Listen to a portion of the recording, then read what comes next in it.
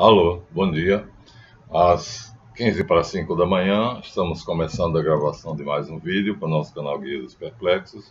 A série é Mentiras, Erros e Omissões do Cristianismo. Hoje, dando continuidade ao nosso vídeo anterior, vamos mostrar que a igreja cristã, em geral, não vai poder esconder durante muito tempo que há uma sucessão, há uma hierarquia de poderes. Isso, dito de uma maneira popular, seria o mesmo que dizer há uma hierarquia de deuses. E ao dizer de deuses, entraríamos no politeísmo. Por este motivo, então, a igreja esconde, o judaísmo esconde, mas sabem da verdade. Mas seria simples. É só dizer, há uma hierarquia de poderes, assim como os 9 coros angélicos divididos de 3 em 3. Serafins, querubins, trono, potestades, virtudes, dominações, principados, arcanjos, anjos. Então, era só explicar. Mas, agora aproveito para pedir a vocês, então, estamos com uma quantidade de visualizações que vai a 2.500 e uma quantidade de inscritos que vai a 233. Então, peço a vocês, insistentemente, que compartilhem da minha paixão, que vocês já sabem qual é. Inscrevam-se. Então, vamos lá. Se você pegar a Bíblia hebraica, então, no original, a Tanakh, você vai encontrar Torá, Nebiim, Ketubim. Por isso ela se chama Tanakh. Aqui é um T, por isso T. Aqui é um N, por isso N. E aqui é um, esse V não vale, porque é um E, K. Tanakh é, portanto, a sigla para a Bíblia hebraica. Se chegarmos a isso aqui e lermos o que está aqui, então nós vamos encontrar a célebre, conhecidíssima frase Bereshit bara Elohim et hashamayim vet haeretz. Em Reshit criou Elohim a essência da energia e a essência da matéria. Seria essa a tradução correta. Mas, dizem no princípio, não importa. De qualquer maneira, o fantástico e elucidativo Meir Metzilam Alamed, ele vai aqui fazer uma elucidação e, na sua versão da tradução da Bíblia, ele explica no rodapé o que é Reshit. Então, aqui ele diz, o universo não poderia ter sido criado se não fosse pelo mundo espiritual, ou a palavra, verbo, o São João vai usar, divina, chamada Reshit, princípio de tudo. Então, princípio não deixa de ser uma tradução aceitável. Mas o problema é que a pessoa entende como começo, como eu já disse.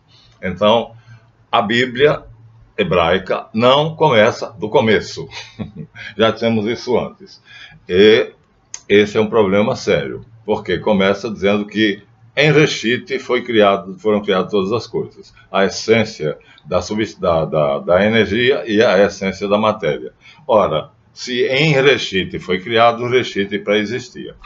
E aqui, Meir Metzilam Alamed diz que Reshit é a substância de todas as substâncias. Nós estamos fazendo uma recapitulação rápida, para quem não viu outros vídeos, e então, aqui fica claro, né, é uma das poucas Bíblias em que se esclarece que no dia 1º Deus criou a luz, que é Yahvé, e no 7º dia ele mandou que essa luz fizesse o trabalho que ele tinha criado para fazer. Então, dia 1, Echad, que é primeiro, é criada a luz. Em Gênesis 1, primeiro dia da criação. E em Gênesis ainda, mas colocado aqui como se fosse 2 erroneamente, então Deus abençoou o 7º dia e completou a obra que ele tinha criado para fazer, Yahvé. Então, esconder isso é uma estupidez.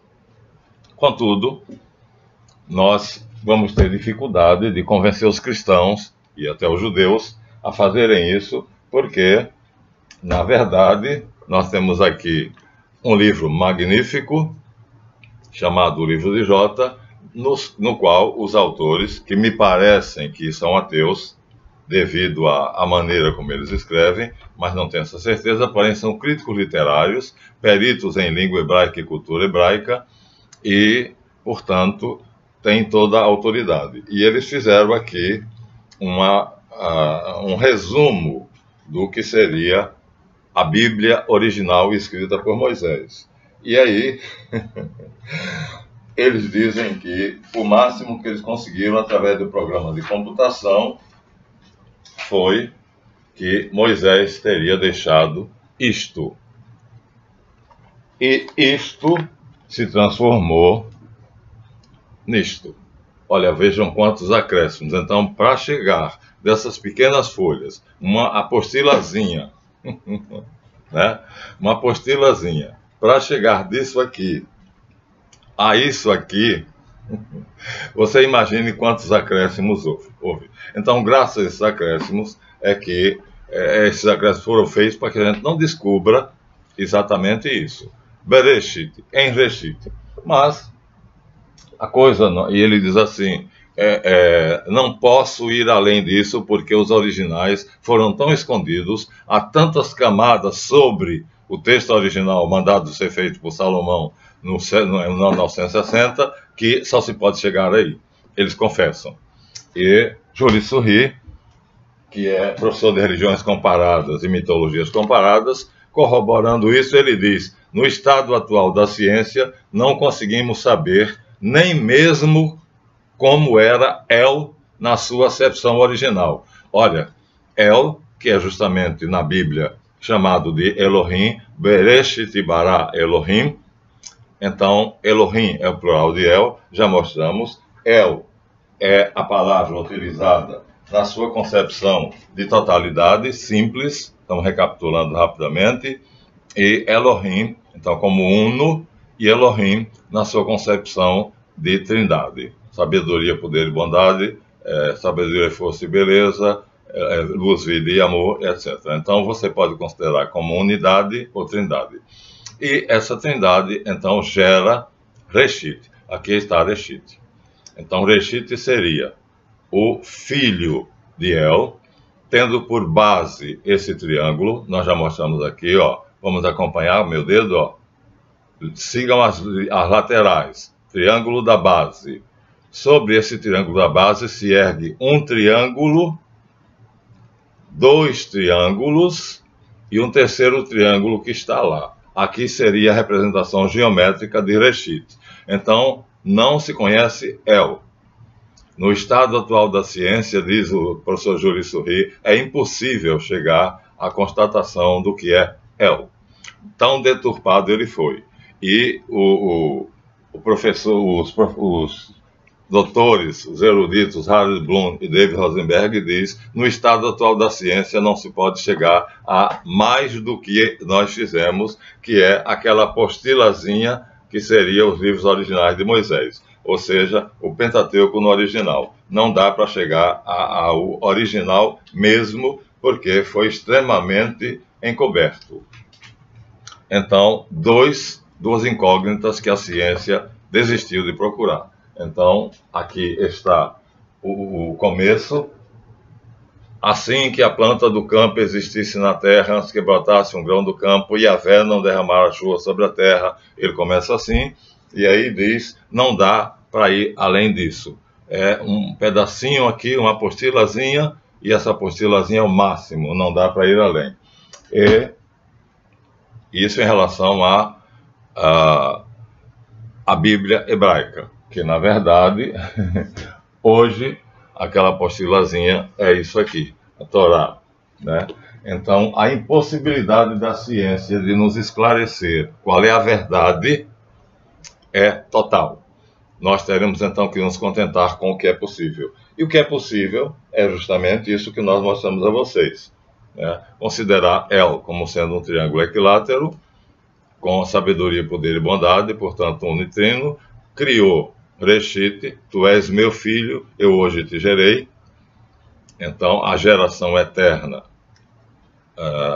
do Logos, mas aqui não é somente o Logos, aqui nós temos Reshit, que é enarque, o São João diz, enarque enologos, kaiologos proston theon. Então, de qualquer maneira, é uma figura que nós, em outra concepção, mostramos que é assim. Então, daqui, chegamos aqui. E aí vai a questão de se é homoousios ou homoiousios. Ou seja, ele é igual ao Pai ou ele é semelhante ao Pai. As duas palavras são extremamente parecidas. Homo ou zius, o, on, mo, o, i, zius. Então, da mesma natureza do Pai ou da mesma essência do Pai. Não chegaram a essa conclusão ainda até hoje. Portanto, de qualquer maneira, o importante é considerar que Jesus Cristo é Deus. Mas se dissermos que é da mesma natureza, homoousios é uma coisa, porque Deus é essência, natureza, ou substância, e existência. Então, se ele é homoousios, ele é apenas da mesma natureza do Pai, da mesma substância do Pai, que é o que o credo diz. Consubstancial do Pai nascido antes dos séculos. Mas se for homoiousios, então ele é igual ao Pai, que é o que ele diz. Eu estou no Pai, o Pai está em mim. Tudo que o Pai tem é meu. Então, quem me viu, viu o Pai. Então, parece que aí um problema também difícil de resolver, né? Jesus, que é a manifestação plena, terrestre, material de El, então é homoousios ou homoiousios, da mesma natureza ou da mesma essência. Não, essa discussão não vai ter fim. Ele próprio se diz que é homoiousios, né? Eu sou o Pai e o Pai sou eu. Quem me vê, vê o Pai, diz ele a Filipe. Então, vocês vejam que as questões são muitas, mas vamos deixar essas questões de lado e vamos então considerar o seguinte. Na verdade, a criação começa com Reshit. Então, voltamos agora lá ao texto. Em Reshit. Então, não se fala de El. Só se menciona, né? Bereshit bara Elohim. Então, El, na sua acepção plural, triádica de Elohim, em Reshit criou os céus e a terra. E na carta aos Hebreus, esse El, que Júlio Surri diz que no estado atual da ciência é impossível saber qual é o significado, saber como era El no original. O que nós temos são deturpações, ele já degenerado, já com filhos como Baal e como é que é o nome da deusa da guerra, já com filhos, com uma mulher, né, a Elate. Então, o nome está na ponta da língua, mas não vem. Então, já é uma degeneração, porque El, né, o filho de El é Reshit. Então, se temos Baal, se temos uma esposa, a Late ou Elate, e se temos a menina, porque é um casal de filhos, né? Então, nós já temos uma imagem degenerada de El. Essa imagem de El pura, diz o professor Júlio Surri, no seu livro A Religião de Israel, é, no estado atual da ciência, impossível de ser encontrada. Logo, nós estamos ferrados, estamos com um problemão enorme. Várias partes da Bíblia não podem ser decodificadas. De qualquer maneira, vamos nos contentar com o que temos. O que temos é El, ou Elohim, El considerado na sua acepção de unidade, e Elohim na trindade, cria Reshit. Reshit cria Yahvé. E aí é que está o problema. Reshit cria Yahvé. Porque em Reshit bara Elohim. Em Reshit criou Elohim. E no primeiro dia disse Deus, Vi Amer Elohim, em hebraico, e disse Deus, Iai Aor, Vi aí Aor, seja luz, e foi luz. Essa luz, evidentemente, só um idiota acharia que é o sol, porque o sol vai ser criado no 4º ou 5º dia. Então, essa luz, né, na verdade, é Javé, criado no 1º dia. Javé é uma pronúncia que nós aqui adotamos, né, que ninguém também é outra coisa. Nenhum cientista, nenhum erudito sabe qual é a pronúncia do nome. A maçonaria o chama a palavra perdida, porque a pronúncia jamais será encontrada. As possibilidades são infinitas. Pelo cálculo das probabilidades, a pronúncia correta de Yahvé é infinita. Então, Yod, He, Vav, He, o tetragrama. O que nós temos são aproximações. Então, assim, colocado em uma sucessão geométrica, então, El cria Reshit, aqui geometricamente. Se nós sairmos da figura geométrica e formos para, geométrica não, do triângulo, e formos para a figura circular, que é o que a Cabala prefere, então nós vamos ter isso aqui. Então, aqui nós teríamos, então já seria El ou Elohim, como um círculo, e esse círculo, então, tem uma linha do Equador, e essa linha do Equador tem infinitos raios. Assim, é simples. El, na acepção da sua pluralidade, das suas potências divinas, sabedoria, poder e bondade, cria Reshit. E a Bíblia começa de Reshit. Bereshit bara Elohim. Então, nós vamos começar de Reshit, que é esplendor da glória do Pai e perfeita imagem da sua substância. E é isso que a carta aos Hebreus diz.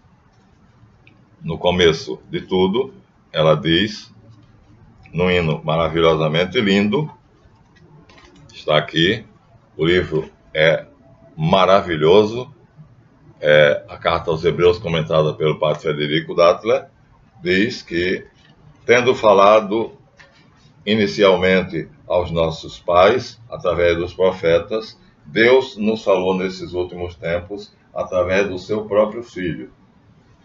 Em muitas ocasiões e de maneiras variadas, Deus falou nos tempos idos a nossos pais, pelos profetas. No final dos tempos, porém, nos falou do seu Filho, a quem constituiu o herdeiro universal e por meio do qual já tinha feito os mundos. Ou seja, aqui está a explicação na Epístola aos Hebreus, que é por meio dele.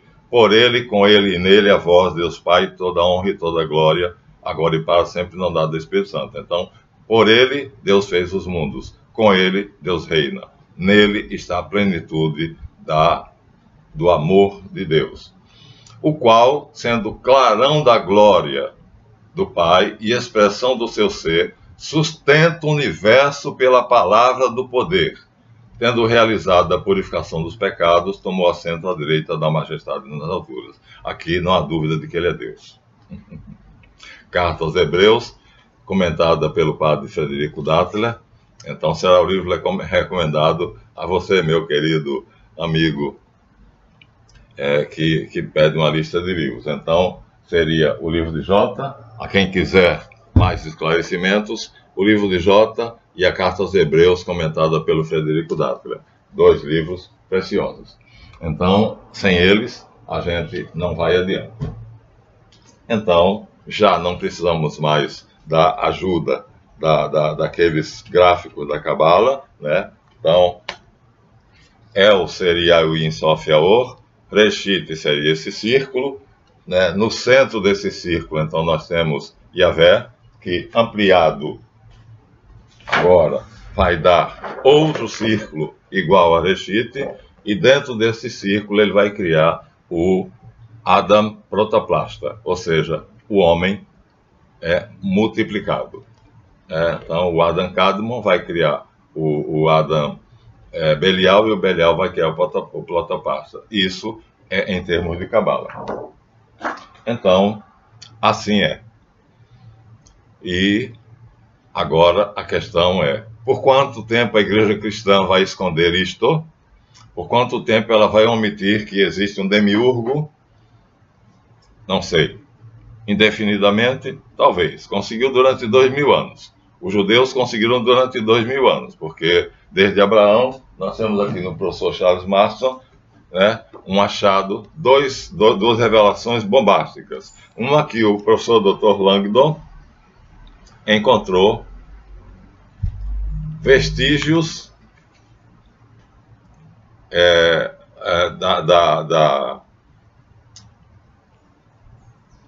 aqui, vou ler. As inscrições cuneiformes das tabuinhas encontradas em Hashamah confirmaram que, malgrado o politeísmo reinante, ou seja, já degenerado, El era a divindade suprema e particularmente dos cananeus, no seu estado puro. Em outras passagens do seu livro notável, o Dr. Langdon invoca o testemunho de Sancuniaton, sábio fenício que viveu pelo ano 1000 a.C., subindo, porém, a fontes ainda mais antigas, atesta que a principal divindade de Biblos era Elion, também chamado Hypsistos ou Altíssimo. Esse Elion, no Gênesis, é o Deus de Melquisedeque. Aí, então, o professor Langdon descobre, então, através de papiros, através de pergaminhos, né, a palavra El, e indo mais atrás ainda, ele consegue perceber que ele é historiador, em outro historiador, então, aqui não diz quem é, indo mais ainda, ele encontra que El, na sua acepção original, era chamado El Elyon. Isso nós vamos encontrar no próprio professor Charles Marston, que ele escavocou um terreno, e aí diz que esse terreno escavocado, na verdade, era o palácio de Melquisedeque. É curioso porque ele diz que era um terreno que levantava-se no cume de uma colina, abaixo unindo-se os vales de Tiropeon e de Cedron. É difícil fazer uma ideia de que poderia ter sido a fortaleza dos jebuseus em Jerusalém. Mas abaixo do Cedron acha-se a célebre fonte da Virgem. Ali, provavelmente, Abraão e Melquisedeque se encontraram. A palavra hebraica trazida por Deus Altíssimo é El Elyon, antiquíssimo nome da divindade. Sancuniaton, mais uma vez, diz que era a principal divindade de Gebel, Bíblios, e possuía o nome de Hypsistos. Agora, aí ele vai dizer como é que ele encontrou que a única pessoa na Bíblia antiga, no Antigo Testamento, ou Antiga Aliança, que conseguia cultivar na sua pureza original o Deus El, era Melquisedeque. Vou colocar aqui embaixo desse vídeo um apócrifo chamado O Livro de Melquisedeque, e para que vocês tenham uma ideia do que é. Dos essênios. É um apócrifo essênio. A palavra Sadeque era um nome ligado ao de Jerusalém. Então, aí ele diz que vai fazer com que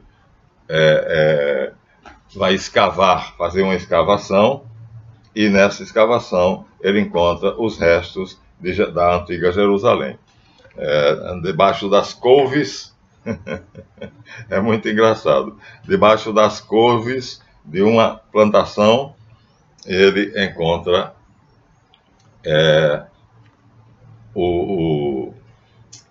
os restos de Salém.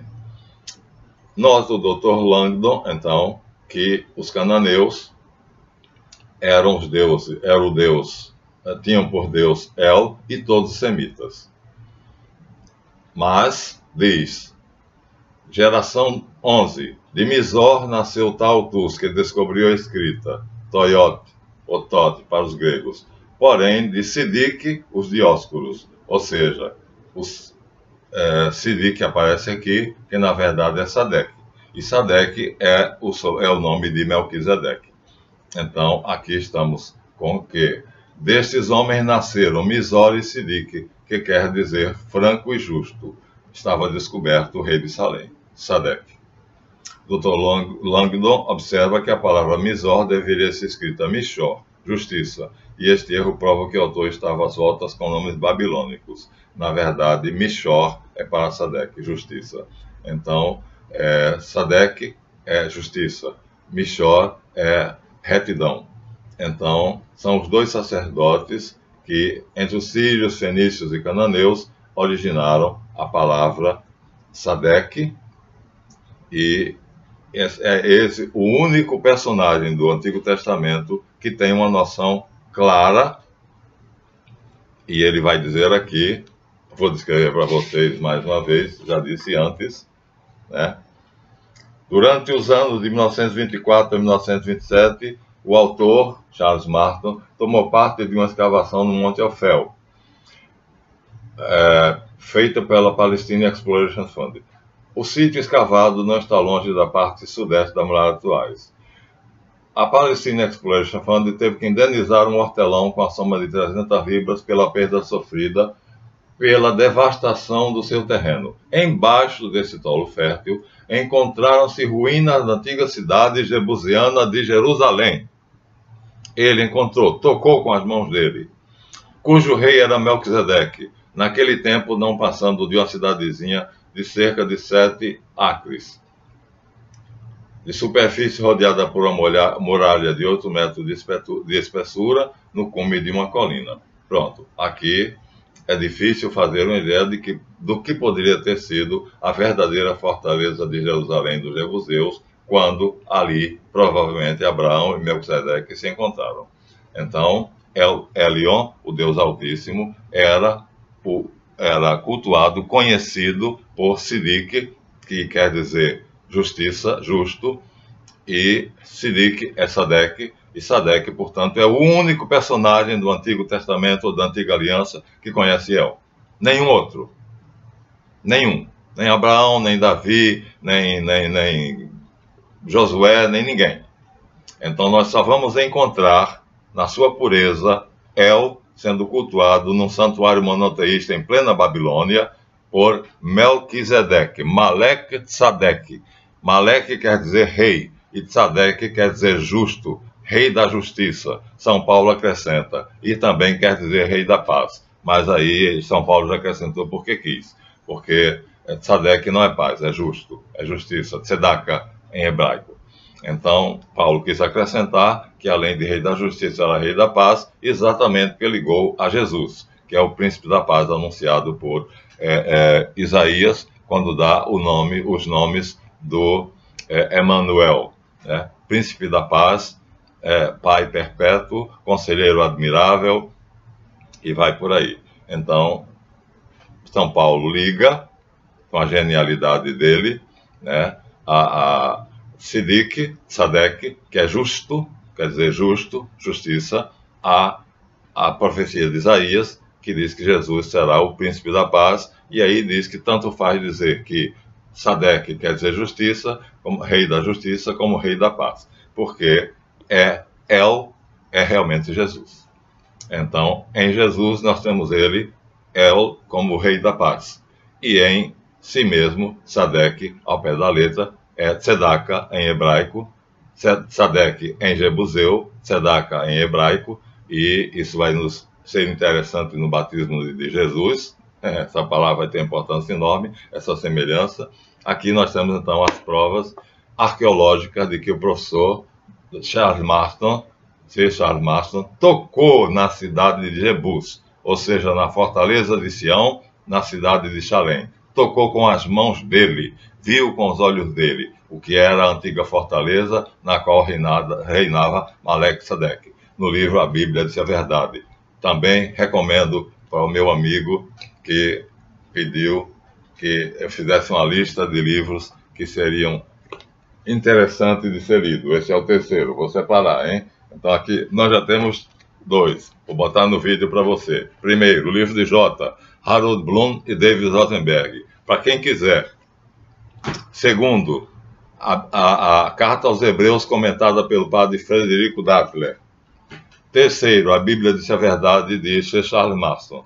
Acho que esses livros, alguns podem ser encontrados nas livrarias, mas a maioria só deve ser encontrada nos sebos. Em todo caso, aí, você me pediu, E aqui está, meu queridíssimo mano, irmão e amigo, 3 livros, os 3 livros que eu recomendo a você, inicialmente. Então estão aqui, né? Basta você pausar o vídeo, copiar e tentar encontrar. No Sebos, provavelmente você vai encontrar. Com esses 3 livros, você conseguirá descobrir coisas notáveis. Você que é como eu, investigador e sedento pela verdade. Bom, dito isto, então nós vamos agora considerar certo que Javé existe, embora o cristianismo tente esconder. Javé existe, e aí a figura mais próxima dele não seria esta, um círculo do mesmo jeito que Reshite, dentro de Reshite, e dentro dele outro círculo que seríamos nós, o mundo criado por Adão e Eva míticos, que era a proibição: não comerás do fruto da árvore proibida, fruto do vosso ventre, Jesus. Então aqui o fruto do útero de Eva é produzido por Samael, a serpente original. Então aqui existe um íncubo ou um súcubo que faz com que Eva engravide. E aí ela engravida ao mesmo tempo de Adão, no mito, e de Samael, o diabo, a serpente antiga, o dragão, segundo o Apocalipse. Logo, o que vai ser gerado aqui dentro é um inferno, mas por culpa de Javé.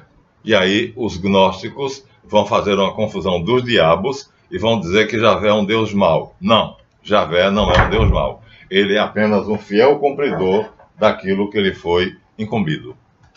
E o que é que ele foi incumbido? Bom, primeiro de que tudo, temos que levar em conta, deixa eu deixar que já estava com a caneta na mão, mas temos que levar em conta o seguinte, que ele está em processo, como nós.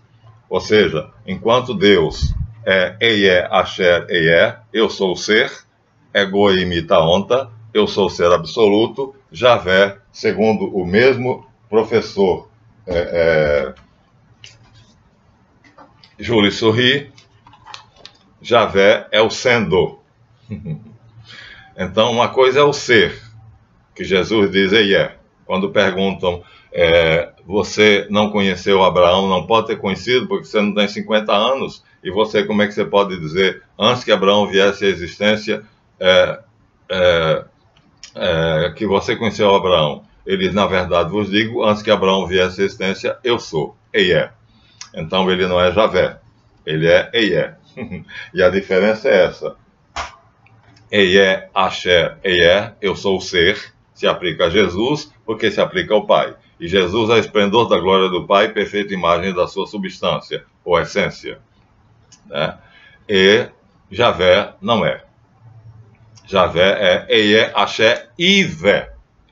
Então, eu sou o ser, Eié, Asher, Eié, é Jesus. Eié, Asher, Ivé, que mais tarde degenera para Iavé, vamos explorar no próximo vídeo, vai ser Javé. Ivé, sendo. E Eié, sou. Ser. Ser estável, absoluto, completo. Sendo em processo. Isso nos é garantido por um mestre das mitologias comparadas e religiões comparadas. Então está aqui outro livrinho, meu queridíssimo amigo, que seria interessante para você adquirir num sebo. A Religião de Israel, do professor Júlio Sorri. Fica aqui agora para quem quiser uma boa literatura, vai pausando e vai anotando. Foi o nosso amigo que pediu quais os principais livros que ele deveria comprar. A lista de livros. Então aqui vai o 4º livro. Esse vai ser explorado ainda mais. Então vamos deixar ele aqui por enquanto. Agora, então, quem é Iavé? Temos que saber. Não é o que a gnose diz. O que a gnose diz é que ele é um Deus mau, fazendo com que ele se torne assim, o demiurgo se torne uma criatura perversa, e dentro da gnose, seja lá a Piste-Sofia, seja lá o que for, eu não gosto dos apócrifos porque eles não têm autoridade. Ninguém sabe quem escreveu. E eu não vou basear um vídeo meu, não vou basear o que eu digo para vocês em opiniões ou no que eu acho. Eu não acho. Eu achei. aqui, ó, nesse monte de livros, né? Então, que eu estou apresentando como sendo os livros que são indispensáveis para se ter uma noção perfeita, ou pelo menos a mais perfeita possível. Yahvé, vamos representá-lo? Vamos representá-lo. Então, saindo das figuras geométricas, então Yahvé seria representado pela célebre pata de boi, que é o I Ching. Mal e porcamente, vou colocar aqui um círculo, e dentro desse círculo, então, uma metade negra e uma metade branca. Então, Yahvé é um andrógeno. Ele é bipolar. Pode ser representado também pela lemniscata, também com uma metade negra e uma metade branca. E qual é o problema? O problema é que ele é assim. Eié, Axé, Ivé. Eu sou o sendo. Então ele está se tornando o ser, como nós. E nesse processo de sendo, ou seja, de se tornar aquele que é, como nós, ele nos arrasta. E nós chegaremos à plenitude da idade adulta do Cristo, e se não chegarmos a isso, ficaremos presos na parte escura. Cada coisa boa que você faz, você vai para a parte clara. Cada coisa ruim que você faz, você vai para a parte escura. Você se magnetiza, se mantiza. Deus não manda ninguém para o inferno, você que faz com as suas ações. Então Yahvé tem o céu e o inferno, está nele, porque tudo está em Deus. Não existe nada fora de Deus. Então, se existe o inferno, eu não estou obrigando ninguém a acreditar, mas é essa a concepção que eu cheguei depois de muito estudo. Então ele tem uma parte escura, que é a parte irada, quando ele se ira, né, quando ele dá as crises de piti dele, e tem a parte clara, quando ele tem as ações bondosas. Isso vamos detalhar no último vídeo, no terceiro, no vídeo C. Nós dividimos em 3A, agora esse 3B e 3C. Então faça uma coisa boa, e você estará indo para aqui, evoluindo com ele para a parte luminosa, ou seja, irá se tornando a imagem do Filho de Deus, que é Reshit, Jesus. E se você fizer uma coisa ruim, irá para aqui. Você se imantará. É você quem irá, como engoste, será atraído irresistivelmente. Não tem o que você possa fazer. Então, para nos tornarmos aquilo que nós somos feitos para ser, teremos que então, na bela alegoria maçônica, que mostramos a vocês, mais uma vez, teremos que conhecer Yahvé. Sem isso, nada feito. Mais uma vez, Paulo diz, Yahvé é o pedagogo. Então, está aqui a figura, através do qual, na loja azul, vamos passar pela árvore da vida e do bem e do mal, aqui numa só, por Satanás, Samael, a coluna que foi restaurada, a maternidade, símbolo da caridade, e Yahvé, para depois chegar a El, o olho que tudo vê. E, para isso, teremos que agir segundo outra belíssima alegoria maçônica que descreve o que é Reshit. Teremos que agir segundo ele. Teu cetro, ó Deus, é cetro de justiça e equidade. Então, a justiça e o direito são as bases do seu trono. Aqui, simbolicamente, nessa belíssima alegoria representada por uma mulher, teremos que agir assim. No mundo onde nós vivemos é fácil? Não. Sou pobre porque procuro ser justo e perfeito, como a maçonaria ensina que deve ser, mas não praticam. São feitos os fariseus da época de Jesus. Põem carga nos ombros dos homens que eles próprios não praticam. Então, é muito difícil no nosso mundo você ser justo e perfeito. Você ter as suas ações baseadas na justiça e na equidade. Essas duas colunas que estão do lado dessa mulher, essa mulher simboliza, portanto, o Cristo na sua plenitude, embora representado como uma mulher. O livro que ele deixou, o ensinamento dele aqui à frente, já mostramos, o orbe, a terra, e aqui as fraternidades que se dispõem a serem irmãos, mas também são mais primos do que irmãos. Então tudo isso teremos que fazer para chegarmos onde? Para chegarmos à plenitude da idade adulta do Cristo, ou seja, o Filho de Deus. É difícil? Muito. Muito difícil. Não é fácil. Os santos chegaram, os santos de todas as religiões. Não estou falando dos santos católicos, não. Mahatma Gandhi e outros. E, então, na verdade, Yahvé é apresentado como sendo um monstro, porque no Novo Testamento, ou o Antigo Testamento, a Antiga Aliança, está cheia de ações dele, e aqui nós separamos uma figura que mostra, assim, mais ou menos, né, o que é que ele faz. Por um lado, ele cria obras belíssimas, como a natureza mineral, cria seres humanos de uma beleza magnífica. Aqui nós temos o nascimento de Vênus, aí está o seu lado bom, mas quando ele decide se irar, e ninguém sabe por que é que ele se ira, então ele vai fazer coisas terríveis. E essas coisas terríveis nós vamos mostrar aqui a vocês, que são o dilúvio, por exemplo, que na verdade nunca existiu. É impossível provar que existiu um dilúvio universal. Então, aqui nós temos a deusa Kali, que é uma das representações de Yahvé, dançando sobre um cadáver. Então, Yahvé, quando quer, ele dança a dança da morte. Aí é o lado mal dele que está. Então, ele tem um lado bom e um lado mal. E aí, para quê? Porque nós somos assim.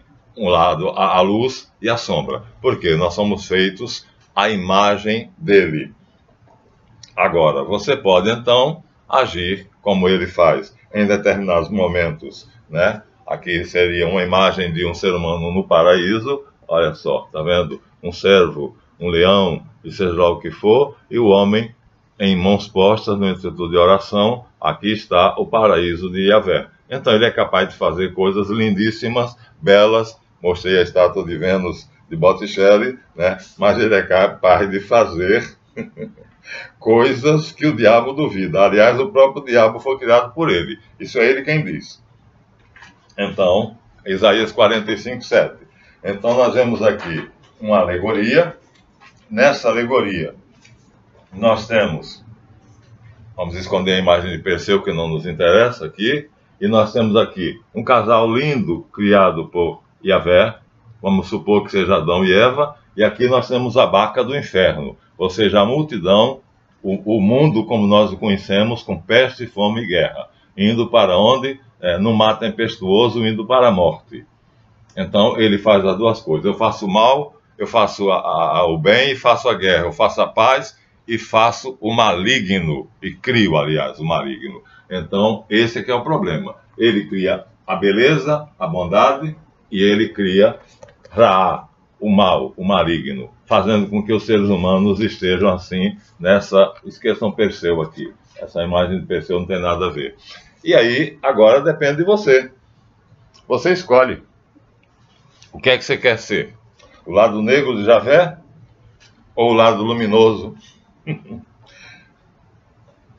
O fato é que nós teremos que chegar a isto. A perfeita imagem do Filho de Deus. Aqui na Catedral de Chartres, uma escultura belíssima com os 4 ventos. Ou seja, a Terra era supostamente dividida em 4, ainda é norte, sul, leste e oeste, e aqui significa os 4 espíritos que estão diante do trono de Deus.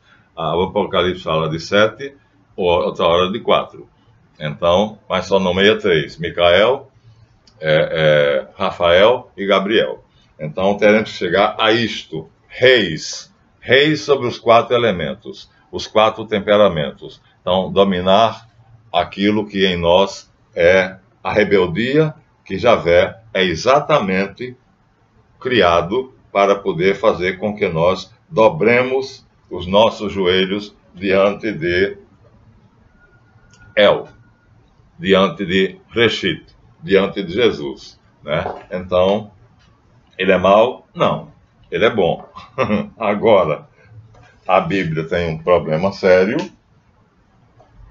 Isto aqui nunca existiu, segundo Harold Bloom e David Rosenberg, o sacrifício de Abraão, de Isaac, feito por Abraão. Isso é uma glosa, né? Quando Javé apareceu a Abraão e disse que ia destruir Sodoma e Gomorra por causa da maldade, ele fez uma verdadeira discussão, barganhou para salvar duas cidades iníquas. E aí Rosenberg diz, e agora quando Javé pede o filho dele, depois de ter esperado 90 anos, ele tem um filho, e esse filho Javé diz, me dá em sacrifício, e aí ele não diz nada?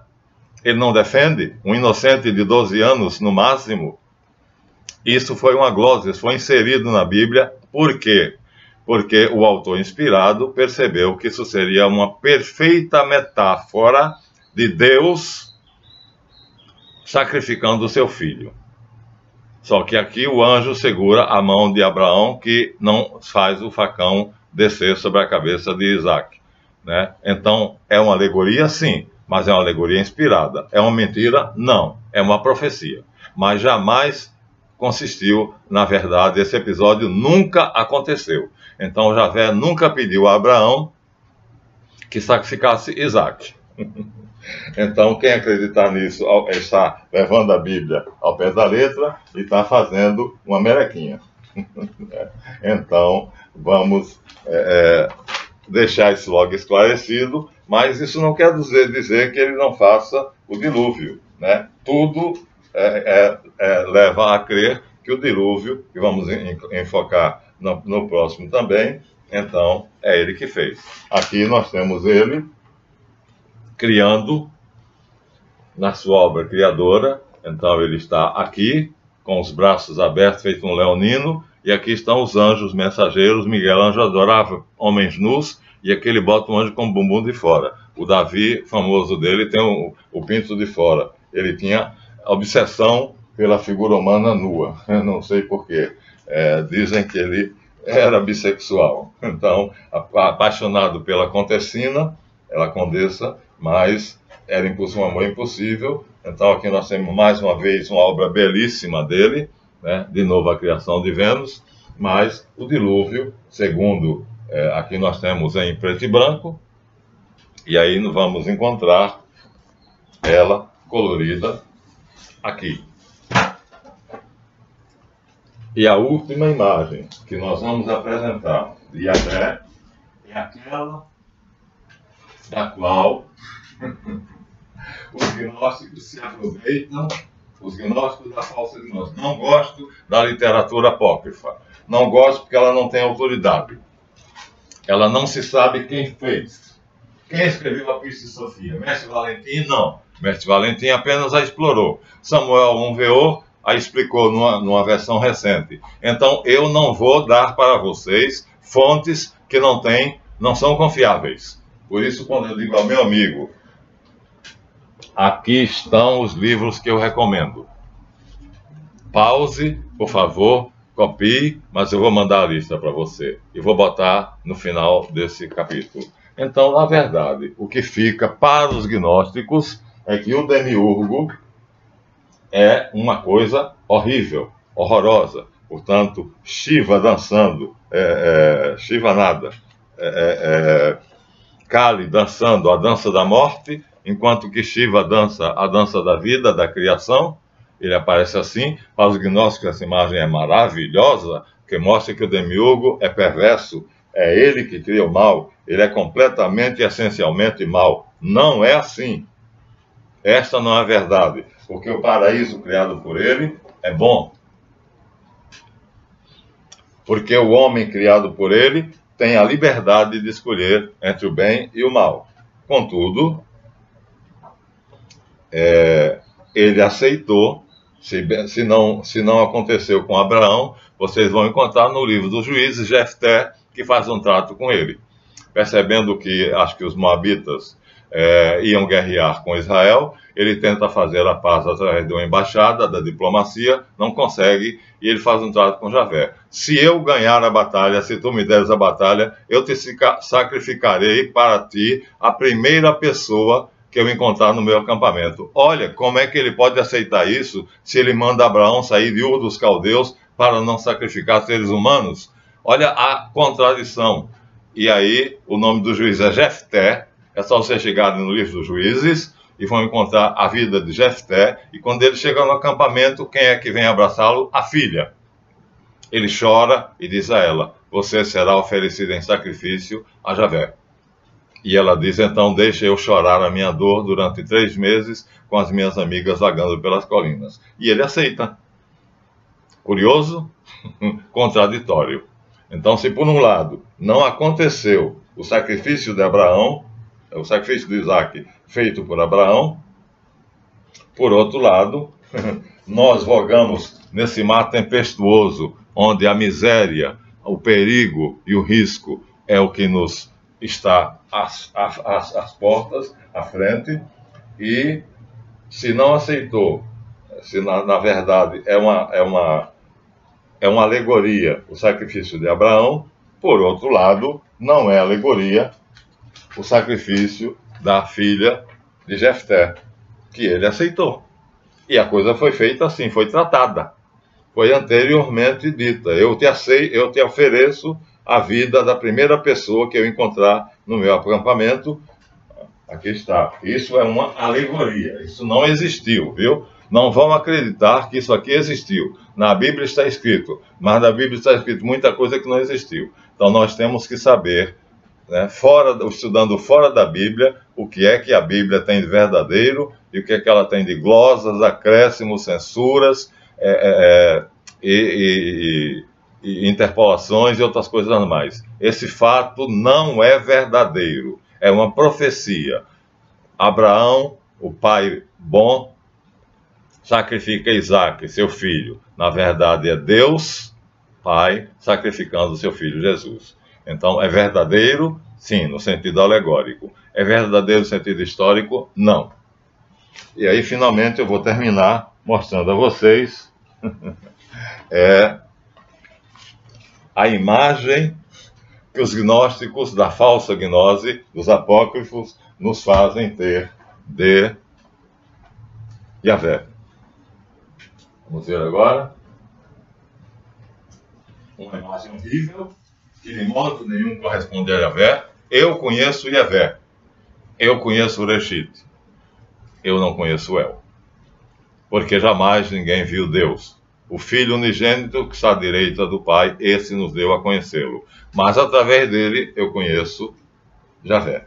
Então, no próximo capítulo vamos detalhar, mas o que acontece é que a imagem que nós temos de Yahvé, pela pena dos gnósticos, dos apócrifos, a porta da gnose falsa que nos leva a Yahvé mostra ele devorando os seus filhos. O quadro é de Goya, e aí seria essa noção horrível que os gnósticos falsos nos dão de Yahvé. Não é verdadeira. Yahvé não é esse monstro que devora os próprios filhos.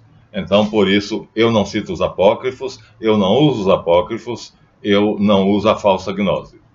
Então, eu me baseio em literatura lídima, verdadeira, comprovada. Todas elas. Por isso, eu faço questão de mostrar o livro. E essa é a minha marca. Eu mostro aquilo que eu apresento a vocês. Aquilo que eu ensino a vocês. Então, ali está o detalhe. Aqui está o quadro todo.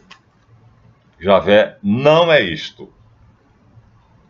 Se vocês o conhecerem, verão que ele nos faz muitas coisas boas. Glória a Yahvé. E eu não digo. Inscrevam-se e no próximo vídeo teremos a finalização. Então, até o próximo.